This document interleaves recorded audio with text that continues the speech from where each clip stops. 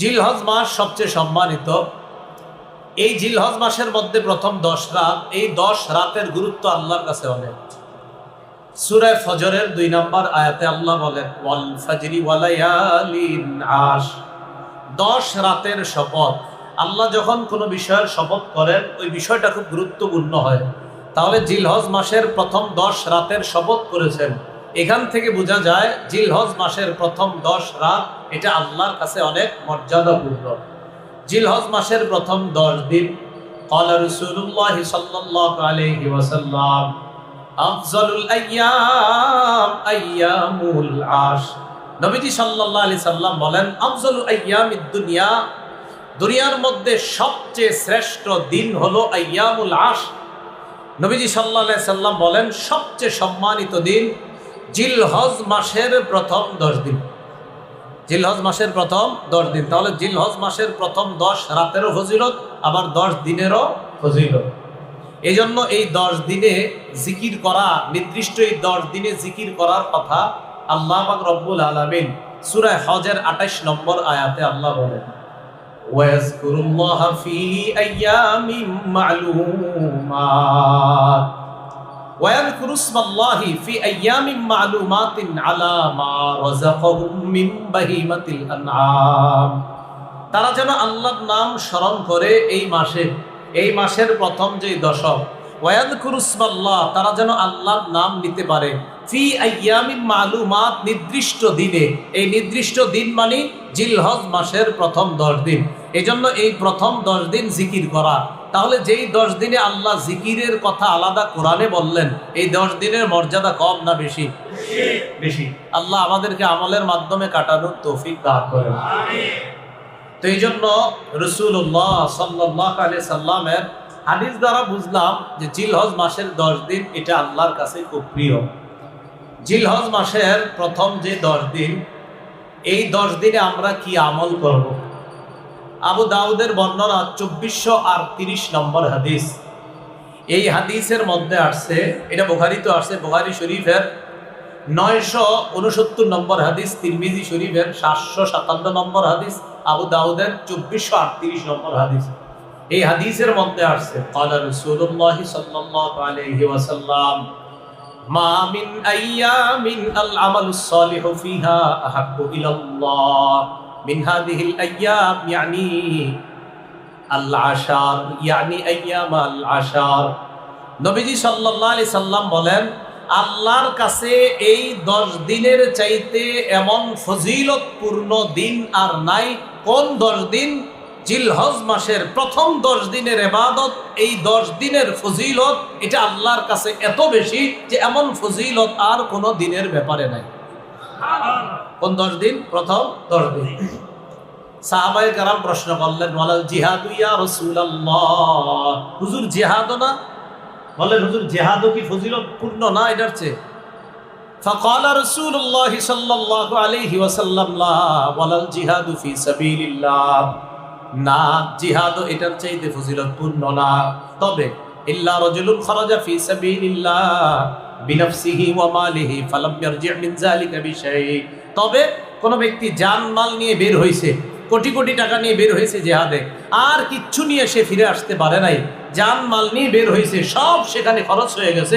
নবী বলেন, হ্যাঁ, জিহাদ এটার চাইতে বেশি ফজিলতপূর্ণ না। তবে জিহাদের ময়দানে ওই মুজাহিদ, যেই মুজাহিদ ধন সম্পদ নিয়ে গেছে কিন্তু কিছু নিয়ে ফিরে আসতে পারে নাই, ওই মুজাহিদের জিহাদ আবার এই 10 দিনের ইবাদতের চেয়ে আরো ফজিলতপূর্ণ।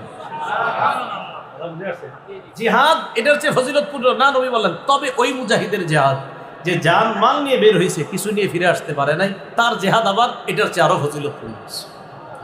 তাহলে কি বুঝলাম? জিলহজ মাসের প্রথম 10 দিন আমল করা, নেক আমল করা, এটা অনেক ফজিলতপূর্ণ। জিলহজ মাসের প্রথম 10 দিন, বলেন আমার সাথে, লা ইলাহা ইল্লাল্লাহ, পড়েন তো, আল্লাহু আকবার, আলহামদুলিল্লাহ। মুসনাদে আহমদের বর্ণনা 5446 নম্বর হাদিস। ক্বালা রাসূলুল্লাহ সাল্লাল্লাহু আলাইহি ওয়াসাল্লাম, আকসিরু ফীহিন্না মিনাত তাহলিলি ওয়াত তাকবীরি ওয়াত তাহমীদ।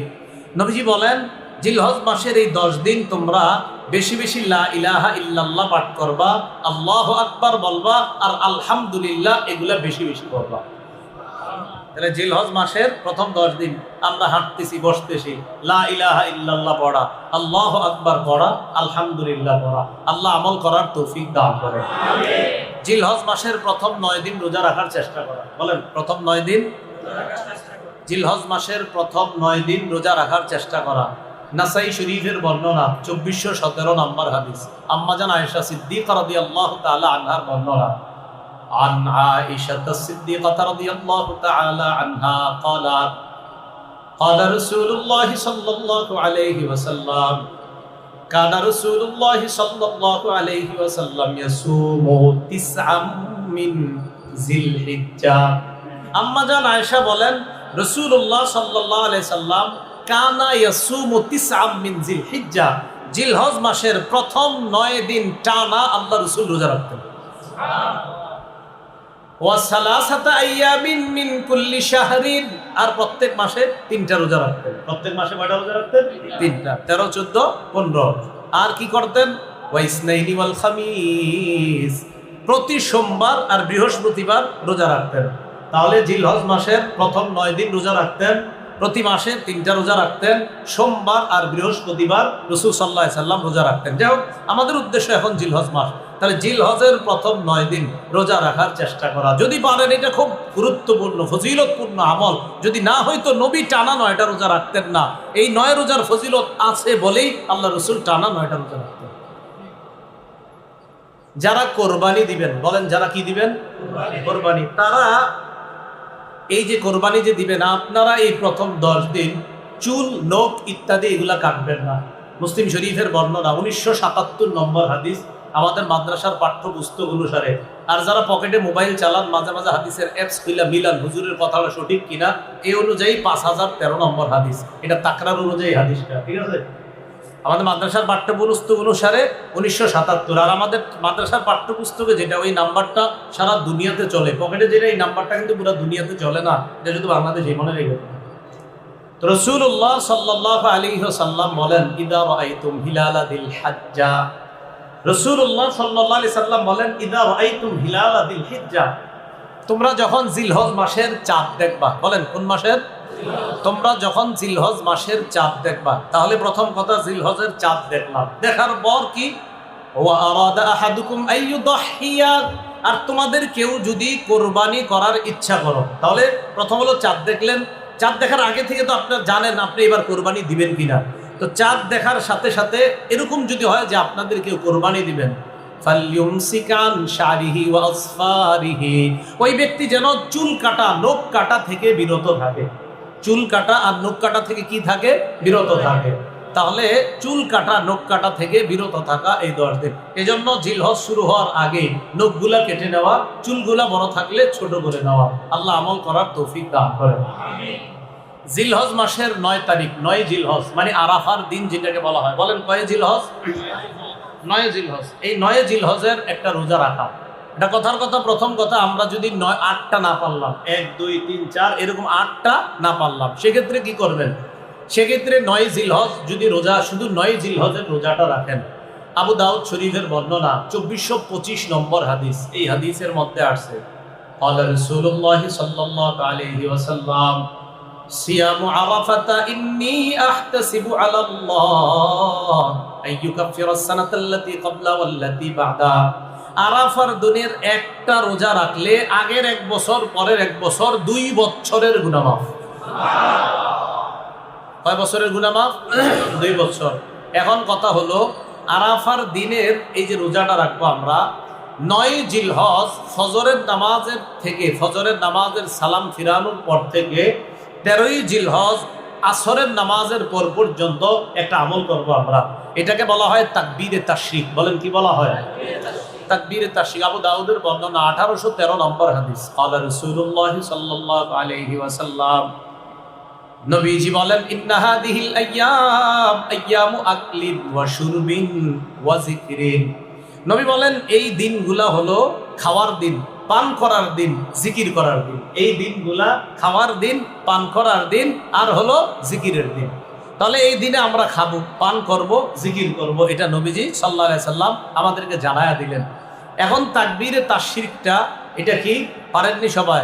বলেন তো।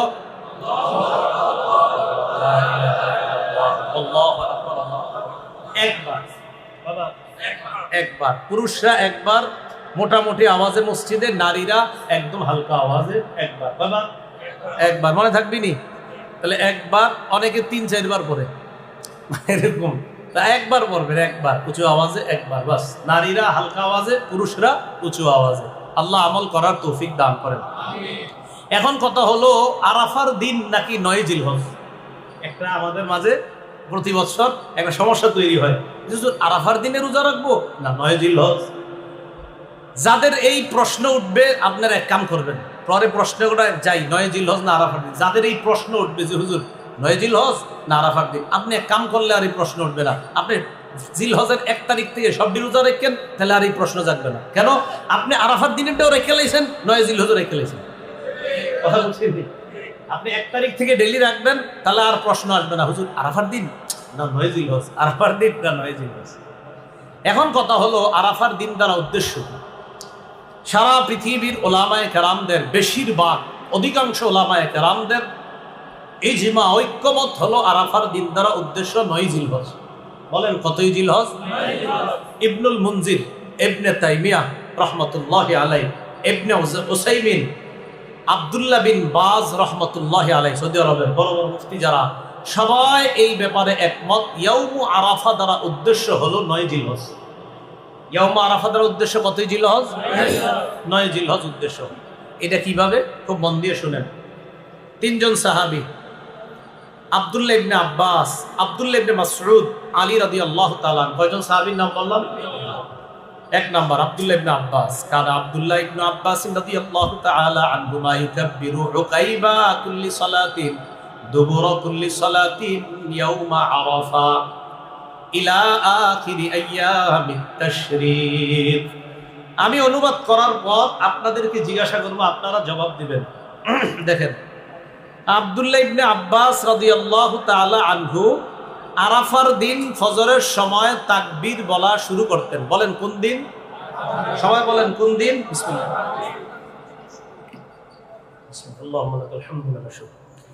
আরাফার দিন ফজরের পর তাকবীর বলা শুরু করতেন। বাস শুরু করলেন। শুরু করার পর 13ই জিলহজ, অর্থাৎ তাকবীরে তাশরিকের যে শেষ দিনটা 13ই জিলহজ আসরের সময় গিয়ে তিনি তাকবীর শেষ করতেন।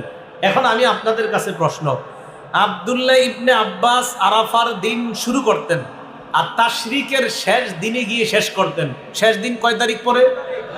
13 তারিখ।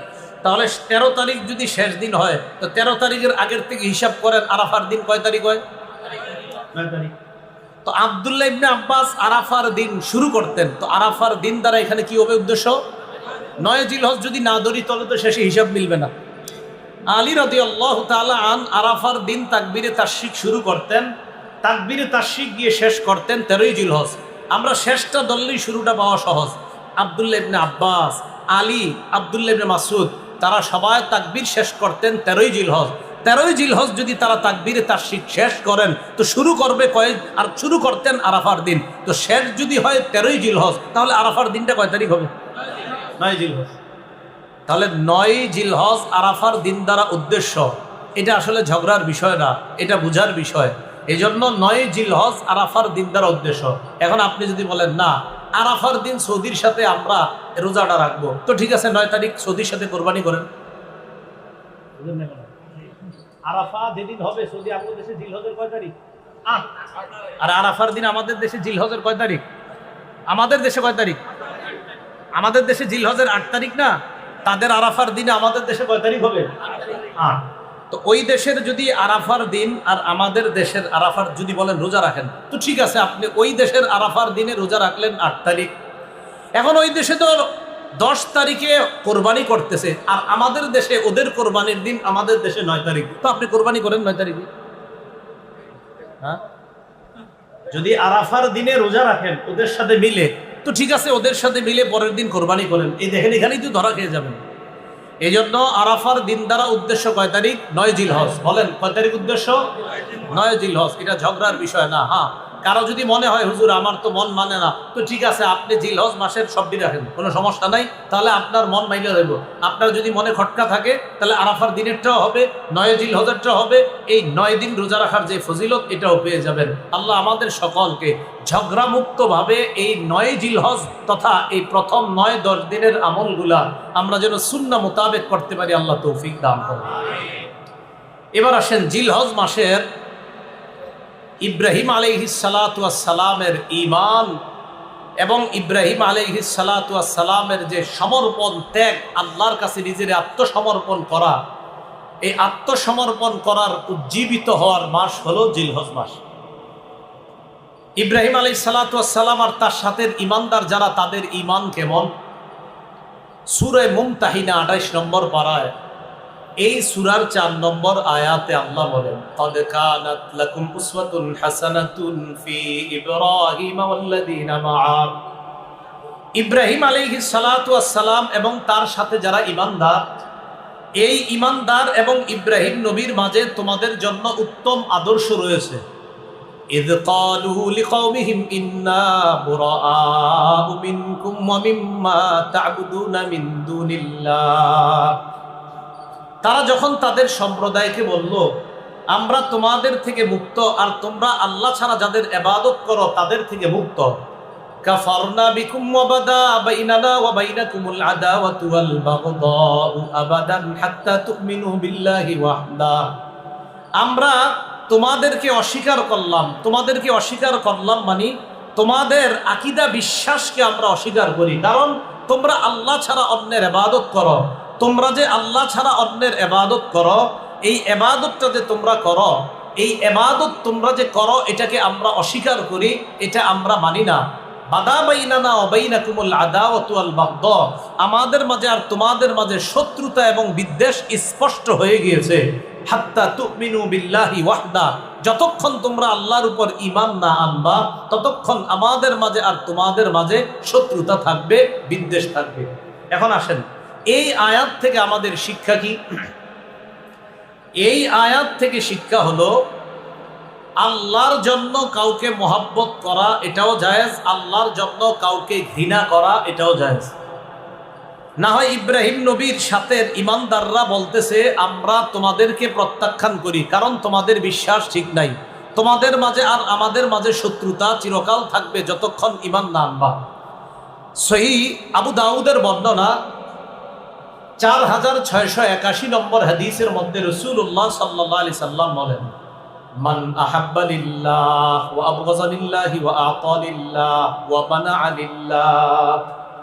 যে ব্যক্তি আল্লাহর জন্য কাউকে মহব্বত করে, আল্লাহর জন্য কাউকে ঘৃণা করে, আল্লাহর জন্য কাউকে দান করে, আল্লাহর জন্য কাউকে দান না করে।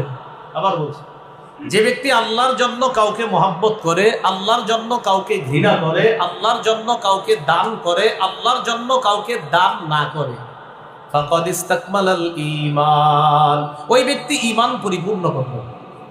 তাহলে ঈমান পরিপূর্ণ কোন ব্যক্তির? যে ব্যক্তি আল্লাহর জন্য কাউকে মহব্বত করে, আল্লাহর জন্য কাউকে ঘৃণা করে, আল্লাহর জন্য কাউকে দান করে, আল্লাহর জন্য কাউকে দান না করে।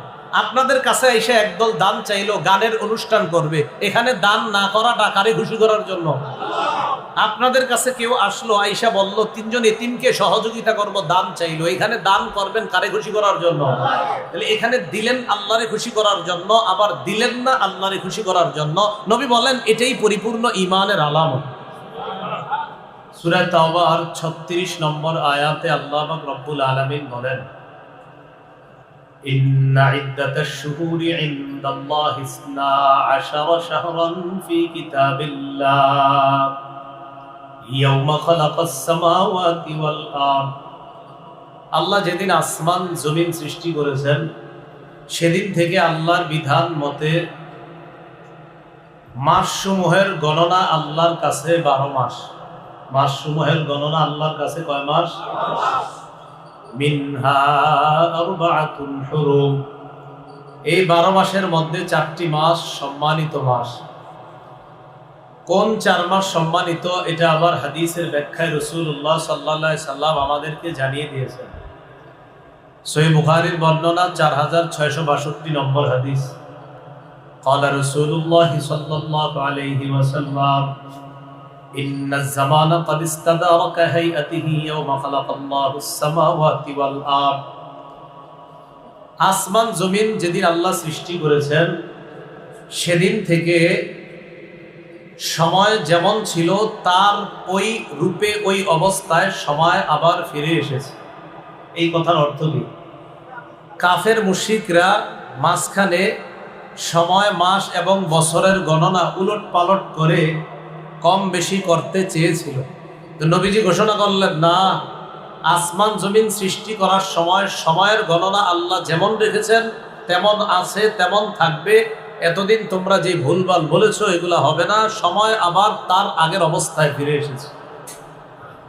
মিনহা আরবাআতুন হুরুম। নবীজি সাল্লাল্লাহু আলাইহি সাল্লাম বলেন, as-sanatu isna ashara shahra, বছর হয় 12 মাসে। মিনহা আরবাআতুন হুরুম, এর মধ্যে 4টি মাস সম্মানিত। সালাসুন মুতাওয়ালিয়াত, 3টি মাস ধারাবাহিকভাবে। 1 নাম্বার যুলকাদা, 1 নাম্বার জিলকদ মাস, 2 নাম্বার যুলহিজ্জা, 2 নাম্বার জিলহজ মাস, 3 নাম্বার ওয়াল মুহাররম, মুহাররম মাস। দেখেন তো এই 3টা মাস ধারাবাহিক কিনা? জিলকদ, জিলহজ, মুহাররম। চতুর্থটা হলো ওয়া রজব মুযর আল্লাযী বাইনা জুমাদা ওয়া শাবান। আরেকটা হলো রজব মাস, যেটা শাবান মাসের আগের মাস আর জুমাদাল উখরা পরের মাস। জুমাদাল উখরা আর শাবান মাসের মাঝের মাসটার নাম কি? রজব মাস। এই 4 মাস সম্মানিত। তাহলে আল্লাহ কোরআনে বললেন 4 মাস সম্মানিত, নবী হাদিসে ব্যাখ্যা দিয়ে বুঝিয়ে দিলেন কোন 4 মাস। তো বলেন তো কোরআন বোঝার জন্য হাদিস লাগবে নি? এইটাই তো বোঝা যায়। এখন কথা হলো যে 4 মাস সম্মানিত, এই 4 মাসের মাঝে আবার সবচেয়ে বেশি সম্মানিত জিলহজ মাস। সম্মানিত কয় মাস? 4 মাস। কয় মাস? এই 4 মাসের মাঝে আবার সবচেয়ে সম্মানিত জিলহজ মাস। এটা আবার নবীজি সাল্লাল্লাহু আলাইহি সাল্লামের আরেকটা হাদিস থেকে জানা যায়। ইবনে মাজাহ হাদিস নাম্বার 3931 নম্বর হাদিস, 3931। قال رسول الله صلى الله عليه وسلم, রাসূলুল্লাহ সাল্লাল্লাহু আলাইহি ওয়াসাল্লাম বলেন, বিদায় হজের দিন ভাষণের মধ্যে নবীজি বলেন, আলা ইন্না আহরামাল আইয়ামি ইয়াউমুকুম হাদা, শোনো তোমরা, দিনসমূহের মাঝে সবচেয়ে সম্মানিত দিন হলো আজকের দিন, মানে জিলহজ মাসের 10 তারিখ, যে দিনটা কুরবানির দিন। আলা ওয়া ইন্না আহরামাশ শুহুরি শাহরুকুম হাদা, শোনো, মাসসমূহের মধ্যে সবচেয়ে সম্মানিত পবিত্র মাস হলো জিলহজ মাস। বলেন, মাসের মধ্যে সবচেয়ে পবিত্র মাস কোন মাস? পবিত্র মাস, সবচেয়ে পবিত্র মাস মোট কয়টা? এর মাঝে আরো সবচেয়ে পবিত্র কোনটা? তো নবীজি বিদায় হজে বলে বসলেন, আলা ওয়া ইন্না আহরামাশ শুহুরি শাহরুকুম হাযা, তোমাদের মাসসমূহের মাঝে সবচেয়ে সম্মানিত মাস এই মাসটা, মানে জিলহজ মাস। আলা ওয়া ইন্না আহরামাল বালাদি বালাদুকুম হাযা, সবচেয়ে সম্মানিত শহর হলো এই শহর তথা পবিত্র শহর মক্কা। এরপর নবীজি বলেন, আলা ইন্না দিমাআকুম ওয়া আমওয়ালাকুম আলাইকুম হারামুন কাহুরমাতি ইয়াউমিকুম হাযা ফি হাযা আশ-শাহরি ফি হাযাল বালাদ। নবীজি বলেন, পবিত্র শহর মক্কায় পবিত্র মাস জিলহজ মাসে, পবিত্র দিন জিলহজের 10 তারিখ। পবিত্র শহর মক্কা, পবিত্র মাস জিলহজ আর পবিত্র দিন 10 তারিখ, এগুলা যেমন পবিত্র, আমি নবী, তোমরা মুসলমানরা একজন আরেকজনের কাছে তোমাদের রক্ত এবং তোমাদের সম্পদ তেমন পবিত্র বলে, সম্মানিত বলে ঘোষণা করল। আমাদের এই হাদিস দ্বারা উদ্দেশ্য, সবচেয়ে সম্মানিত মাস 4টা, আর এই 4টার মাঝে আবার সবচেয়ে সম্মানিত জিলহজ মাস।